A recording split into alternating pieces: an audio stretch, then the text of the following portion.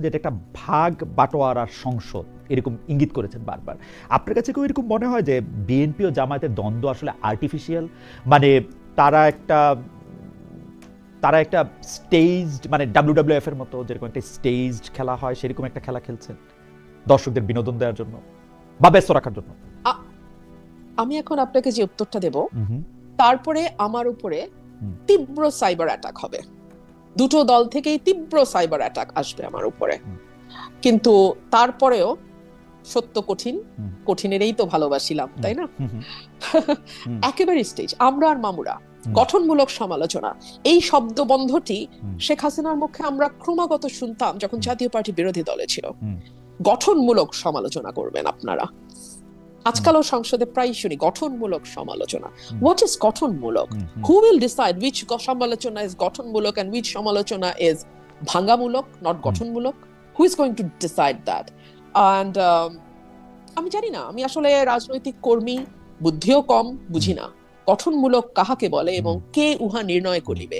So আমি শেখ হাসিনার সময়ও যেভাবে দেখতাম, যাকে আমরা গৃহপালিত বিরোধী দল বলতাম ওই সময়ে, সবাই মিলেই বলতাম, সেই জাতীয় পার্টির ব্যাপারে যে ধরনের একটা খেলা একটু কুসুম কুসুম বিরোধিতা, আমি এটাকে বলতাম কুসুম কুসুম বিরোধিতা।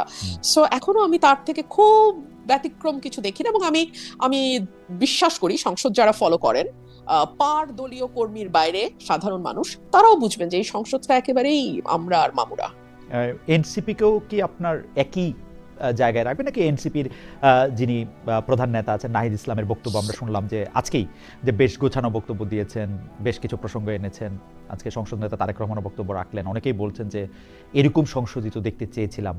আপনি আসলে মানে কেন এত সমালোচক হয়ে উঠছে? যে একটা ভালো প্র্যাকটিস হচ্ছে বলে অনেকে, আমি দেখছিলাম যে আমার সোশ্যাল মিডিয়ার যারা বন্ধু বা যাদেরকে আমি ফলো করি তাদের বেশিরভাগই আসলে জনাব নাহিদ ইসলামের বক্তব্য বা জনাব তারেক রহমানের বক্তব্য প্রশংসাই করছিলেন। আমার পক্ষে ব্যক্তি হিসেবে সিঙ্গল আউট করাটা শোভন হবে না। আমি বরং দল হিসেবে বলি, হ্যাঁ ডেফিনেটলি এনসিপি কে আমার কাছে অনেক বেশি ভোকাল এবং অনেক বেশি, অ্যাটলিস্ট আমি যদি জামাতের সঙ্গে তুলনা করি, অনেকটাই তারা ক্রিটিক গভর্নমেন্টের, এবং রাইটলি ক্রিটিসাইজ করে, তারা খুব সঠিকভাবেই করে যে বিষয়গুলো করে। এবং বিশেষ করে আমি যদি মানে নামই বলি, হাসনাত আব্দুল্লাহ খুবই শক্তভাবে ক্রিটিক করেন, এবং আমি মনে করি যে একজন সত্যিকার বিরোধী দলের সদস্য হিসেবে, হ্যাঁ এটাই আসলে সকলের করবার কথা ছিল, সকলের কাছ থেকেই এটা আমরা আশা করেছিলাম। কিন্তু দুর্ভাগ্য আমাদের। আর যারা বলছে এমন সংশোধিত দেখতে চেয়েছিলাম, তাদের উদ্দেশ্যে আমি বিনীতভাবে বলি, আমি তো আসলে গত 15 বছর এমন সংসদই দেখেছি। হ্যাঁ, মানে যদি 15 এটি প্রথম নয়, এটি প্রথম নয়। না না না না না 14 সাল থেকে 24 পর্যন্ত আপনি ধরেন না, হ্যাঁ 14 থেকে 24 পর্যন্ত অন্তত 10টা বছর তো আমরা আসলে এই কুসুম কুসুম বিরোধিতা, গঠনমূলক সমালোচনা, তুমিও আছো আমিও আছি, শুধু শুধু তো আর খারাপ কথা আমরা কেউ কারো বিরুদ্ধে বলবো না, একটু একটু পিঠ চাপড়ানো, একটু একটু খোঁচা, মিষ্টি মিষ্টি প্রেম, এই সংসদ তো আমরা দেখছি ভাই। মানে 14 থেকে 24 ইট ওয়াজ অ্যাবসলিউটলি দ্য সেম। ওকে, আমি দেখেন খালেদ ভাই, আরেকটা জায়গা আপনি একটু দেখেন, শেখ হাসিনা আমাদের ক্রমাগত ভয় দেখাইতো, হ্যাঁ যে দেখো জঙ্গি না আবার আইসা পড়ে, হ্যাঁ আমরা ঠিক থাকি নাহলে আবার জঙ্গি আসবে, ইসলামিস্টরা আসবে। এখন আবার দেখি সংসদে নতুন ভয় দেখানো হয়, এই আমরা ঠিক থাকি নাহলে কিন্তু ফ্যাসিস্ট এসে পড়বে। মানে it is the same circus for gods সেক। কিন্তু কথা যাই হোক, আমি পরবর্তী প্রসঙ্গে যাই। আপনাকে একজন দর্শক অনেকবার একটা মানে ইয়ে পাঠিয়েছেন, সেইটা আমি একটু আপনাকে পড়ি। উনার নাম রাজু আহমেদ রাজান। খালেদ মহিউদ্দিন ভাই, দয়া করে প্রশ্নটি করবেন, রুমিন ফারহানাকে বিএনপি যদি মহিলা এমপি না বানাতো, বাংলাদেশে কতজন লোক রুমিন ফারহানাকে চিনতো? অনুরোধ রইল প্রশ্নটি করুন। আজ বিএনপির বিরুদ্ধে কথা বলছেন উনি। খুবই খুবই খুবই সঠিক প্রশ্ন। বিএনপি যদি আমাকে নারী আসনে মনোনীত না করত, তাহলে আসলে কতজন আমাকে চিনতো? আমি খুবই বিনয়ের সঙ্গে ভাইকে বলি, বিএনপি গঠনের পর থেকে আজ পর্যন্ত অন্তত 1,500-2,000 মহিলা এমপি বিএনপি বানিয়েছেন। তাদের কতজনকে আসলে আপনারা চেনেন? আমি খুবই বিনয়ের সাথেই প্রশ্নটা করছি, মানে প্রশ্ন আমাকে প্রায়ই শুনতে হয়, তো অনেক বেশি বিনয় হয় নাই, ঠিক আছে, কিন্তু আমি পয়েন্টটা আমি বুঝতে পারছি যে অনেক বেশি বিনয় হয় নাই। বেঁচে পারেন, আমি পরের প্রসঙ্গে যাই। এই প্রসঙ্গটা হচ্ছে যে আমাদের অনেক দর্শকও আসলে আমার বিরুদ্ধে এই অভিযোগ করেন যে দর্শক যেগুলি আসলে গঠনমূলক প্রশ্ন করেন সেগুলির বেশিরভাগ ক্ষেত্রে আমি নাম বলি না বা প্রশ্নটা করি না, কারণ সেই প্রশ্নগুলি আমি নেই যেগুলিতে স্পেসিফিকলি আমাকে গাল দেওয়া হয় সেগুলি বা সমালোচনা করা সেগুলি নেই। কিন্তু এইটা আমি দর্শকদের কাছে কৃতজ্ঞ যে আমাদের রিসার্চ টিমের পাশাপাশি দর্শকদের অনেকে ওই প্রশ্নটা করেছেন। এই প্রশ্নটা খুবই গুরুত্বপূর্ণ বটে। সেই প্রশ্নটা হচ্ছে যুক্তরাষ্ট্রের সঙ্গে যে বাণিজ্য চুক্তিটি হয়েছে, অন্তর্বর্তীকালীন সরকার যে 3 দিন আগে বাণিজ্য চুক্তিটা করলো, যেটার মধ্যে থেকে আমি অন্তর্বর্তীকালীন সরকারের যিনি মুখপাত্র ছিলেন সেই শফিক সাহেবকে জানতে চাইলাম। শফিক সাহেব বললেন যে এটা যে কোনো সময় এটা বাতিলও করা যেতে পারে, কিন্তু সরকার এটিকে রাখলো শুধু না, যিনি এই চুক্তিটি করার কৃতিত্ব বেশি দাবি করতে পারেন তাকে আবার এই সরকারের মন্ত্রীও করা হলো। সব কিছু নিয়ে আপনি এইটা একটা সংসদের মাধ্যমে রিভিউ করার একটা দাবি তুলেছেন। এইটার এখন কি অবস্থা? মানে আমার কাছে মনে হয় যে হ্যাঁ এটা হইতে পারে, যেমন শফিক সাহেব বলতেছেন যে চুক্তিটা খুবই ভালো, ব্যারিস্টার ফুয়াদও বললেন যে হ্যাঁ ইন্ডিয়ার ইয়া থেকে বাইরে হয়ে আমেরিকার ইয়া খুবই ভালো। আমি বললাম ভালো হলে ভালো, কিন্তু আপনার দাবিটা তো খুব যুক্তিযুক্ত যে সংসদের মাধ্যমে রিভিউ করার দাবি। এই দাবিটার ক্ষেত্রে আপনি খালি দাবি তুলতে পারেন, মানে এই রিভিউটা একজন সংসদ সদস্য হিসেবে আপনিও করতে পারেন কিনা, মানে আপনিও এইটা আসলে টেবিলে দিতে পারেন কিনা, বা এটা আপনি কিভাবে চান বা এটা কিভাবে হতে পারে? খালেদ ভাই, আমি দীর্ঘ সময়ে এটা নিয়ে ভেবেছি যে আমাদের আর্টিকেল 145A অনুযায়ী সংবিধানের যে কোনো বিদেশি চুক্তি যদি সেটা গোপনীয় না হয়ে থাকে সংসদে প্রেজেন্ট করতে হবে। কিন্তু আনফরচুনেটলি সংবিধানের এই ধারাটা আমরা কেউ দেখি না। 1, 2 হলো এই চুক্তিটি ভয়ানক বিতর্কিত একটি চুক্তি দুটি কারণে। এক হচ্ছে একটা অনির্বাচিত সরকার নির্বাচনের 3 দিন আগে তড়িঘড়ি করে এরকম একটা চুক্তি করতে পারে কিনা। 2, এরকম একটা চুক্তি যেটা ট্যারিফ কমানোর নামে করা হলো, সেই ট্যারিফটাই কিন্তু বাতিল হয়ে গেছে যুক্তরাষ্ট্রে। তো সেই ট্যারিফটার উপরে না, ট্যারিফ কমানোর যুক্তিতে যেই চুক্তি করা হলো নির্বাচনের মাত্র 3 দিন আগে, সেটা একটা রিভিউ হওয়া দরকার না সংসদে? এইবার আসেন আমার ক্ষমতা প্রসঙ্গে। আমি সংসদ মুলতুবি চাইতে পারতাম, কিন্তু ইতিহাস বলে 2-3টা ইনসিডেন্টের বাইরে সংসদ মুলতুবি হয় না। সো আরেকটা থাকতে পারে যে আমরা স্বল্প সময় আলোচনার জন্য 68 বিধিতে আমি নোটিশ দিতে পারতাম, যেটা স্পিকার মিন করেছেন যে আপনি নোটিশ দেন। আপনি জানেন এই নোটিশটা আমার 5 জন সংসদ সদস্যের স্বাক্ষর লাগবে। আপনি আমার বাইরে, আমি আপনাকে আজকে অন রেকর্ড চ্যালেঞ্জ করছি, আপনি আর একটা সংসদ সদস্য জোগাড় করে দেন, একটা, 5টা তো পারবোই না, আমার বাইরে আপনি একটা জোগাড় করে দেন যে সংসদে এই চিঠিটা স্পিকারকে দেবে যে এটা নিয়ে একটা স্বল্প সময়ে আলোচনা। আমার মনে হয় যে এটা সবারই আসলে একটু মনোযোগ দিয়ে শোনা দরকার। অথচ এখানে সিরিজ অফ লাইজ আছে, যেটার মধ্যে আমি বলা হয়েছে যে ট্যারিফ 37% থেকে 20% বা 19% করছে, কথা সত্য না। এর আগে চুক্তির আগেই সেটা 20% আইসা ছিল, এবং সেই 20% নিয়েও আসলে কোর্ট একটা অর্ডার দিয়ে রাখছিল, এটার মধ্যে কোনো টাইম বাউন্ড ছিল না, এবং এইটা মিথ্যার পর মিথ্যা বলা হয়েছে। এবং আমি আপনার কথা শুনে আমার কাছে মনে হলো যে এই সংসদে যদি আপনি ছাড়া আর একজন না থাকে যে এইটা আসলে স্পিকারের নোটিশে আনতে পারবেন, আমাদের মনে হয় এর চেয়ে বড় দুর্ভাগ্য আর কিছু হতে পারে না। মানে মার্কিন যুক্তরাষ্ট্রের সাথে এরকম একটা চুক্তি, যেই চুক্তিটার সাথে আসলে জামাতে ইসলামী এবং বিএনপি দুজনের সাথে আসলে কথা বলছে, মানে ভালো চুক্তি তো, ওনারা দুজন এটাকে ভালো বললেই পারে। আমি আপনাকে আরো খোলামেলা বলি, আমার কপালই হলো শত্রু তৈরি করার কপাল, বুঝছেন খালেদ ভাই? আমি আরেকটু শত্রু তৈরি করি। বিএনপি এটাকে আনবে না, আপনি তো বুঝতেই পারতেছেন। হ্যাঁ, কারণ আনবে না, কারণ যেটাও বিএনপি আনবে না, এটা তো বুঝতেই পারতেছেন। জামাতে ইসলাম পাগল হয়ে যেতেছে জুলাই সনদ নিয়ে। জুলাই সনদ বাস্তবায়ন করলে খুবই ভালো হবে।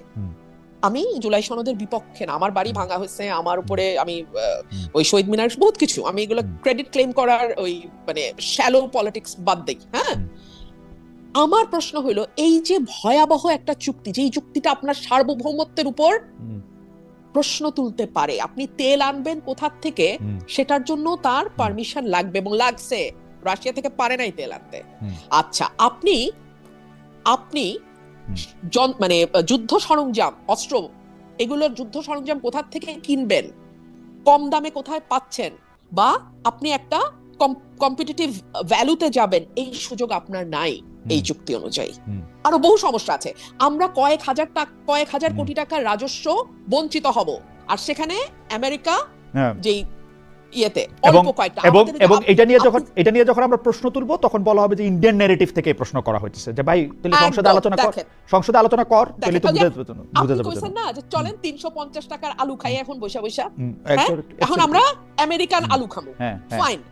আচ্ছা এখন আপনি আমারে বলেন জামাত কিন্তু আগেই হাত ধুয়ে ফেলছে, আমরাই চুক্তিতে হ্যাঁ বলি নাই, তো বলো নাই তো তাইলে যে 1.5 মাস সংসদ চললো একবারও তুললো না, তোমরা এইটা তুললা না কেন? এবং এইটার ব্যাপারে তারা কোনো, এবং আপনি যে বলছেন যে আমরাও মামুরা, এটার একটা আমার কাছে মনে হয় যে এটাও একটা প্রমাণ। দেখেন আবার আমার কাছে মনে হয় যে বড় বড় বিষয়, যাই হোক আপনাকে দর্শকের আরেকটা মন্তব্য একটু শোনাই। উনার নাম আল জাইদ ভ্লগস। উনি বলছেন তাহলে তো বলা যায় ফেসিস্ট হাসিনার আমলে রুমিন ফারহানা সংসদে কুসুম কুসুম বিরোধিতা করতো, প্লটও নিত। শামীম ওসমানের বোন হিসেবে রুমিন ফারহানা বেশ গদগদ এবং আপ্লুত ছিল। আপনি ইচ্ছা করলে জবাব দিতে পারেন, নাহলে আমরা পরের প্রসঙ্গে যেতে পারি।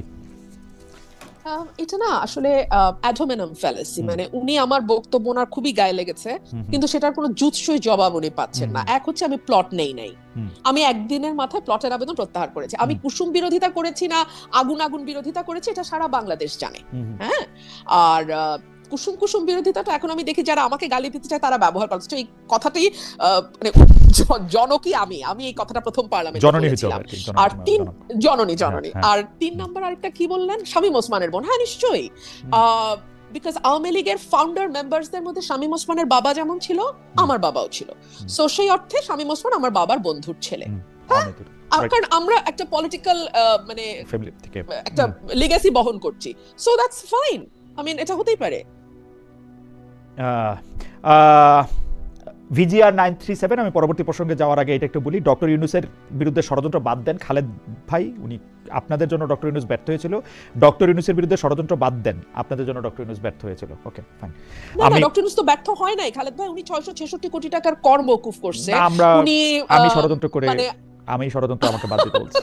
ঠিক আছে, আমি পরবর্তী প্রসঙ্গে উনি এখন ভিভিআইপি প্রটোকলের উদ্ভট নজির তৈরি করে ওটা উপভোগ করতেছে। মানে উনি তো ব্যর্থ হয় নাই, উনি যা করতে চাইছিল তাই করে গেছে উনি বাংলাদেশ থেকে। কিন্তু সর্বশেষ সরকার প্রধানের তো 1 বছর আসলে ভিভিআইপি প্রটোকল থাকাই উচিত। মানে এটা নিয়ে আমরা এত উদ্বিগ্ন কেন হইতেছি? মানে যিনি সরকার প্রধান আছেন তিনি তার চেয়ারটা ছাড়া কেন জানেন? হ্যাঁ জি বলেন। হ্যাঁ উদ্বিগ্ন কেন? কারণ এটাকে লুকাইতে চাইছে। কোনো কিছু লুকাইতে চাওয়া ইজ নট ভেরি নাইস। আপনাকে একটা মেসেজ দেয় যে সামথিং ফিশি। লুকাইতে চাইছে কিনা সেটা আমি শিওর না, তবে বেরিসা ফারহানা আমরা পরবর্তী প্রসঙ্গে যাই। আপনি জানেন যে এই প্রশ্নটাও আপনি হয়তো আপনার মাথায়ও অনেকবার আসছে, যে কারণ সেনাপ্রধান সবসময়, আমাদের যিনি সেনাপ্রধান এখন আছেন অন্তর্বর্তীকালীন সরকারের সময় ছিলেন, শেখ হাসিনার সময়ও তিনি ছিলেন, সেই সেনাপ্রধান সবসময় বলে এসেছিলেন যে নির্বাচিত সরকার এলে, মানে 5 আগস্টের ঘটনার পরে নির্বাচিত সরকার এলে সেনাবাহিনী ব্যারাকে ফিরে যাবে। এখনো যায়নি যে সেনাবাহিনী, এর কারণ কি বলে মনে হয়? অনেকে এই যুক্তি দিচ্ছে যে আর্মি ব্যারাকে ফিরলে নিষিদ্ধ আওয়ামী লীগ কঠোরভাবে মাঠে নামতে পারে, এই জায়গা থেকে সিদ্ধান্ত নেওয়া হচ্ছে না। আমরা আপনার মন্তব্য শুনতে চাই যে সেনাবাহিনী এখনো ব্যারাকে ফিরে যায় নাই। নির্বাচিত সরকার আসছে 2 মাসের বেশি সময় হলো, ফেব্রুয়ারি 17 না মার্চ এপ্রিল, হ্যাঁ 2 মাসের বেশি সময়, 2.5 মাসের মতো সময় আছে। এটা নির্বাচিত সরকারের ব্যর্থতা। নির্বাচিত সরকার আর্মিকে ব্যারাকে ফেরত পাঠাতে ব্যর্থ হয়েছে, 1। 2 হচ্ছে নির্বাচিত সরকার স্বীকার করে নিচ্ছে যে বাংলাদেশের আইন শৃঙ্খলা পরিস্থিতি ঠিক রাখা, মানে অ্যাটলিস্ট লিভেবল রাখা। বাংলাদেশের আইন শৃঙ্খলা পরিস্থিতি 5 আগস্টের পর ঠিক বলাটা খুবই মানে ভুল হবে। হ্যাঁ, লিভেবল বাংলাদেশ রাখা, সেই ক্যাপাসিটি, সেই কম্পিটেন্স গভর্নমেন্টের নাই। 3 হচ্ছে এই সরকার একই সঙ্গে এই বার্তাও দিচ্ছে যে আওয়ামী লীগ যদি রাজনৈতিকভাবে মাঠে নামে তাহলে তাকে মোকাবেলা করবার মতন তাদের সেই পলিটিক্যাল উইজডম বলেন বা পলিটিক্যাল স্ট্রেংথ বলেন বা পলিটিক্যাল কি বলবো পলিটিক্যাল ক্যাপাসিটি বলেন, সেটাও গভর্নমেন্টের নাই। এর বাইরে তো আমি আসলে কেন সেনাবাহিনী ব্যারাকে ফিরছে না তার জবাব দিতে পারবো না। কারণ একটা যুদ্ধ বিধ্বস্ত দেশ যখন ছিল বাংলাদেশ, সেই সময়ও কিন্তু বঙ্গবন্ধু বাংলাদেশের মাটিতে নেমেই ইন্ডিয়ান আর্মিকে বাধ্য করেছিল চলে যেতে ইন্ডিয়াতে। এটা কিন্তু ওনার একটা বিরাট সাফল্য হিসেবে দেখা হয়, বিরাট সাফল্য। সো সেখানে একটা নতুন গভর্নমেন্ট, বাংলাদেশে কোনো যুদ্ধ হয় নাই, নাম্বার 1। নাম্বার 2, বাংলাদেশ কোনো ওয়ার অবস্থায় এখন নাই, আগেও হয় নাই, এখনো নাই। এরকম অবস্থায় সেনাবাহিনী যারা, মানে আমার সবসময় আমাদের সেনাবাহিনী প্রধানকে মনে হয়েছে যে উনি যা বলছেন উনি সেটা মিন করছেন। উনি বলেছেন আমি টায়ার্ড, আমি ক্লান্ত হয়ে গেছি এই সিভিল দায়িত্ব পালন করতে করতে, that is not my job. He is absolutely right, that is not his job, Still- কিন্তু তাকে এটা করতে still- হচ্ছে, still তিনি এবং সেখানে এখনো আছেন। করতেছে। Still তিনি সেখানে আছেন, এবং তিনি তিনি ক্লান্ত। সেখানে আছেন, এবং তাকে এটা করতে হচ্ছে নিশ্চয়ই। এই গভর্নমেন্ট তাকে সেই মানে নিজেরাও সেই ভরসা পাচ্ছে না যে তারা আর্মিকে ছাড়া তারা ল অ্যান্ড অর্ডার কে ঠিক রাখতে পারবে। এবং আমাদের হোম মিনিস্টার ভেরি ইন্টারেস্টিংলি ওনার সকল বিষয়ে বুৎপত্তি আছে, আলহামদুলিল্লাহ, মাশাআল্লাহ। মানে উনি সংবিধান নিয়ে যখন কথা বলেন তখন আমার মনে হয় যে মানে আমাদের মানে সংবিধানের বড় বড় যারা মানে মানে কি বলবো বিশেষজ্ঞ ছিলেন এবং আছেন এখনো, তারাও খুবই থতমত খেয়ে যাবেন। হ্যাঁ, উনি এত ভালো সংবিধান বোঝেন, জানেন। মানে উনি যদি একটু মাটিতে নেমে এসে, মানে সংবিধানের বইয়ের থেকে মাটিতে নেমে এসে আইন শৃঙ্খলাটার দিকে একটু তাকাইতেন, যদি মবের দিকে একটু নজর দিতেন, যদি ওনার দলের নেতা কর্মীদের চাঁদাবাজি এবং এলাকায় এলাকায় যে দখলদারিত্ব সেটার দিকে নজর দিতেন, কিংবা ধরুন এই যে হরে দরে কশ্যপ গোত্রের মতন মামলা হচ্ছে হরে দরে, হ্যাঁ, সেগুলোর দিকে একটু মানে নজরদারিটা বাড়াইতেন, তাহলে হয়তো মানে আর্মি ব্যারাকে ফিরে যেতে পারতো, তাহলে হয়তো বাংলাদেশের মানুষ আরেকটু পিসফুলি ঘুমাইতে পারতো, তাহলে হয়তো যারা কোনো দল করে না তারা আরেকটু বেশি নিরাপদ বোধ করতো। আমার কাছে এটাই মনে হয়। মব নিয়ে যখন কথা বললেন তখন আমি আমার মনে আছে যে আপনার সঙ্গে ঢাকায় যখন আমার কথা হয়েছিল সাক্ষাৎকার, আপনি বলেছিলেন যে অন্তর্বর্তী আমি আপনাকে কোট করছি, অন্তর্বর্তী সরকারের কোনো অংশের ইন্ধনেই একটি শক্তি মাঠে ছিল যারা মবের মাধ্যমে অরাজক পরিস্থিতি তৈরি করত। গত 17 মাসে কয়টি মব ভাঙা হয়েছে, কয়টি মাজার ভাঙা হয়েছে, এই একসময় এগুলির হিসাব রাখা কঠিন হয়ে পড়েছিল। কিন্তু আমরা কিন্তু এই অন্তর্বর্তী সরকার চলে যাওয়ার পরও একই রকম ঘটনা দেখছি, একই রকম ঘটনা পাচ্ছি। আপনি ডক্টর ইউনূসের আমলে মবের পেছনে অন্তর্বর্তী সরকারের কোনো অংশের ইন্ধনের কথা বলছিলেন, এখনকার ঘটনা এই সরকারের কোনো অংশের ইন্ধন কি দেখেন? এখন তো আমরা মানে থানার ভিতরে মব করা হচ্ছে, যেটাতে ছাত্রদলকে আমরা আক্রমণকারী দেখছি। অনেকে বলছেন যে তাদের বিরুদ্ধে মামলাটা পর্যন্ত নেওয়া হচ্ছে না। এই যে ঠিক সমস্যাটা এই জায়গাটাতে খালেদ ভাই, ঠিক এই জায়গাটাতে আমরা একটা ট্রেন্ড সেট করেছে 17 মাস ধরে, হ্যাঁ, যে দাবি আদায় করতে চাও লোক জড়ো করো, কোনো কিছুর মানে কোনো ব্যক্তির কাছ থেকে 10 লাখ 20 লাখ টাকা একবারে নিতে চাও, মব তৈরি করো, কোনো প্রতিষ্ঠানের প্রধান পরিবর্তন করতে চাও, মব তৈরি করো, কাউকে চেয়ার থেকে সরাই দিতে চাও, মব তৈরি করো। এই যে একটা কালচার 17 মাস ধরে আমরা একেবারে মানে সমাজের মধ্যে বৈধতা দিয়ে দিলাম, সেটা থেকে তো চট করে উঠবে না মানুষ, যদি না আপনি শক্ত হাতে সেটাকে হ্যান্ডেল করেন। ধরেন খালেদ ভাই, আমি আপনার একটু বলি, 21শে ফেব্রুয়ারি আমার উপর হামলা হয়ে ফুল পায়ে পিষে আমার নেতাকর্মীকে পিটায়া ব্রাহ্মণবাড়িয়ায় এই ঘটনা ঘটছে শহীদ মিনারে ফুল দেওয়ার সময়। আমি বিএনপি কে অলওয়েজ বলি আনস্মার্ট পার্টি। হ্যাঁ, মানে এদের যতটুকু না মানে মানে ইয়ে আছে, ক্যাপাসিটি আছে, কিন্তু সেটাকেও তারা না প্রপারলি পলিটিক্যালি ইউটিলাইজ করতে পারে। ধরেন ওই দিনই যদি স্বরাষ্ট্রমন্ত্রী একদম শক্তভাবে কন্ডেম করে যারা এটার সঙ্গে যুক্ত তাদেরকে আইনের আওতায় নিত, তাহলে কিন্তু এখন তারা এটাকে পলিটিক্যালি পজিটিভ একটা কালার দিতে পারতো, মানে কিছুটা ক্রেডিট তাদের ঝুলিতে গিয়ে জমা হইতো যে আমরা কিন্তু জিরো টলারেন্সে আছি, সে আমাদের দলের বাইরে চলে গেছে, সে স্বতন্ত্র এমপি, কিন্তু আমরা তার বিরুদ্ধে হওয়া কোনো অন্যায়কেও মানবো না। It's a very beautiful message from the government side. কিন্তু তারা কিন্তু আমি একটু ডেভিলস অ্যাডভোকেট হই, আপনার ব্যাপারে এইসব সিদ্ধান্ত নেওয়া তো মুশকিল, কারণ আছে আপনি তো একাই 100, আপনি তো ডিসি সাহেবকে ধমকান, তাকে আঙ্গুল তুলে বকা দেন, তাকে মানে বাদ করে দেন। মানে এখন আসলে একটা স্বরাষ্ট্রমন্ত্রী চেয়ারে বসে থেকে আপনার বিরুদ্ধে আক্রমণটা আপনি ইনিশিয়েট করেছেন কিনা সেইটাও তো একটা, আমি ইনিশিয়েট করেছি, উনি দেন অ্যান্ড দেন বিষয়টা অ্যাড্রেস যদি করতেন, পুলিশকে ফোন করতেন। আর আজকালকার দিনে না খালেদ ভাই, বিশ্বাস করেন, ওই আমার ম্যাজিস্ট্রেটকে বুড়া আঙ্গুল দেখানো যেমন লুকানো যায় না, আবার একই ভাবে ওই আমি আমার কিছু ইনিশিয়েট আমি করলাম কিনা সেটাও লুকানো যায় না। আর বিশেষ করে স্পটলাইটের নিচে যারা থাকে তাদের তো আরো কিছু লুকানো যায় না। সো এইটা বোধহয় এমন কোন রকেট সায়েন্স হইতো না যে ইনিশিয়েটটা কে করলো, কেন হইলো, কোথায় হইলো। এটার ভিডিও ফুটেজ, মানে স্টিল ছবি হাজার হাজার ফেসবুকে ভাষা বেড়াইতেছে।